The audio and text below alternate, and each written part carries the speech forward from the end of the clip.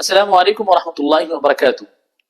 دوستو، شب برات کے موقع پر بہت سارے لوگ کئی طرح کے سوالات کرتے ہیں۔ کچھ لوگ یہ پوچھتے ہیں کہ شب برات میں ہمیں کیا کرنا چاہیے، شب برات کی کیا فضیلت ہے، کیا شب برات میں جاگنا بدعت ہے، یا شب برات میں حلوہ بنانا یا پھر مٹھائیاں بانٹنا یا پھر جلسے جلوس کرنا، یہ ساری چیزیں کئی طرح کے سوالات عام طور پر لوگ کرتے ہیں۔ اب ہمیں کنفیوژن ہوتی ہے کہ شب برات کے موقع پر ہم کیا کریں۔ کیا ہم اس رات کو عبادت کی رات سمجھ کر کے رات بھر جاگ کے تلاوت تسبیح میں گزاریں، یا پھر ایسی کوئی حدیث موجود نہیں ہے جس سے یہ ثابت ہو کہ رات بھر جاگنا ہے، اس وجہ سے ہم جو ہے اس رات میں عشاء کی نماز پڑھ کر کے ہم آرام سے سو جائیں۔ تو انہی چیزوں کو ہم جاننے کی کوشش کریں گے کہ آخر شب برات کے موقع پر ہمیں کیا کرنا چاہیے اور کن کن چیزوں سے بچنا چاہیے۔ سب سے پہلی بات تو یہ ہے کہ شب برات سے متعلق محدثین کے بہت سارے اقوال ہیں، کئی احادیث ہیں جس میں شب برات کی فضیلت کے بارے میں ذکر کیا گیا ہے۔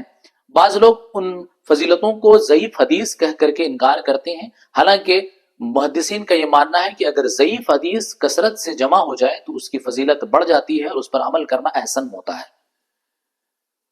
تو اس رات کی فضیلت سے کوئی انکار نہیں کر سکتا ہے، کیونکہ بعض احادیث کی روشنی میں یہ ہمیں دیکھنے کو ملتی ہے یا یہ بات ہمیں سمجھنے کو ملتی ہے کہ اللہ تعالیٰ اس رات کو بندوں سے یہ کہتے ہیں کہ ہے کوئی بخشش کرنے والا جس کی میں بخشش کروں، ہے کوئی مغفرت چاہنے والا کہ جس کی میں مغفرت کروں۔ اس طرح کی کئی احادیث کے مفہوم واضح طور پر دیکھنے کو ملتے ہیں۔ بعض لوگ اسے کہتے ہیں کہ یہ ضعیف حدیث ہے، اس وجہ سے اس کی اتنی اہمیت نہیں۔ حالانکہ اس رات میں ہر انسان کو چاہیے کہ زیادہ سے زیادہ عبادات کریں، ذکر و اذکار کریں، تلاوت و تسبیح کریں، اور صلاۃ التسبیح، قضاء عمری وغیرہ کی نمازیں پڑھیں۔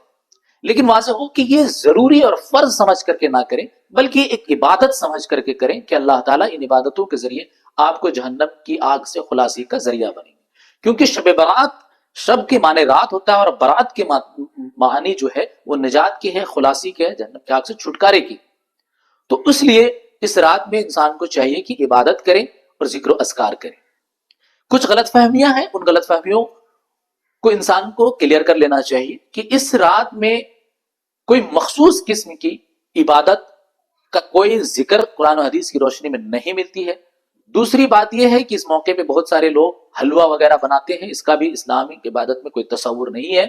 ساتھ میں ایک اور بڑی غلط فہمی دیکھنے کو ملتی ہے کہ قبرستان جانا لوگ شب برات کے موقع پر فرض سمجھتے ہیں، واجب سمجھتے ہیں، جبکہ اللہ کے رسول صلی اللہ علیہ وسلم پوری زندگی میں صرف ایک مرتبہ قبرستان شب برات کے موقع پر تشریف لے گئے، اور وہ بھی خفیہ طور پر گئے۔ لیکن ہم لوگ آج کے دور میں لوگ جماعتیں بنا کر کے قبرستان جاتے ہیں، جو کہ یہ ایک بدعت ہے۔ اس کے علاوہ شب برات کے موقع پر بہت سے لوگ اس رات کو جاگنے کو واجب اور فرض سمجھتے ہیں۔ ایسا بالکل بھی نہیں ہے۔ آپ اپنی بساست سے جتنا چاہیں تلاوت کریں، تسبیح کریں، ذکر و اذکار کریں، ایسا کوئی فرض اور واجب بالکل بھی نہیں۔ کچھ لوگ اس کا انکار کرتے ہیں کہ ایسی کوئی حدیث نہیں ہے، اس وجہ سے اس رات کو جاگنا کوئی معنی نہیں رکھتا ہے۔ بالکل وہ لوگ غلط ہے۔ اللہ تبارک و تعالی ہر عبادت کو پسند کرتے ہیں، چاہے وہ کسی بھی موقع پر کی جائے۔ آج کی رات کے بارے میں اللہ کے رسول صلی اللہ علیہ وسلم کی بہت ساری احادیث گرچہ ضعیف ہو، لیکن ذکر یہ دیکھنے کو ملتی ہے کہ اللہ کے رسول صلی اللہ علیہ وسلم اس کی بڑی فضیلت بتائے ہیں، اور بلکہ شعبان کے بارے میں بھی بڑی فضیلت ہے۔ اللہ کے رسول صلی اللہ علیہ وسلم رمضان کے روزے کے بعد اگر کسی مہینے میں سب سے زیادہ روزہ رکھتے تو شعبان کے مہینے میں روزہ رکھتے۔ تو اس موقع پر لوگ عبادات کر کے روزہ رکھیں تو یہ بہت مناسب ہے، لیکن روزہ کو فرض واجب سمجھ کے نہیں رکھنا ہے، بلکہ ایک نفلی روزہ سمجھ کر کے اس کو ہم رکھ سکتے ہیں۔ اس کے علاوہ بہت سے لوگ پٹاخے پھوڑتے ہیں، جلوس نکالتے ہیں، سڑکوں پر جو ہے بائک سے یا اور ریلیاں نکالتے ہیں، جو کہ یہ تمام چیزیں اسلامی کے عبادات کے خلاف ہیں۔ اس طرح کا اسلام میں کوئی تصور نہیں ہے کہ لوگ جو ہے عبادت کے نام پر ریلیاں نکالے، پٹاخے پھوڑے۔ اللہ تبارک و تعالی خفیہ عبادات کو یا انفرادی طور پر جو صرف اللہ کے لیے عبادت کی جائے اس کو بہت پسند کرتے ہیں۔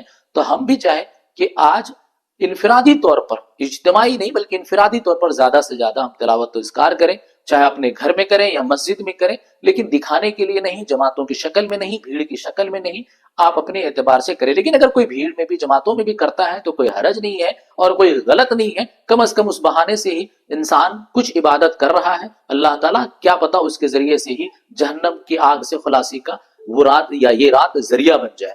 تو ہم سب کو اس رات کی قدر کرنی چاہیے اور زیادہ سے زیادہ اس رات میں عبادت کرنی چاہیے اور بدعات سے بچنے کی کوشش کرنی چاہیے.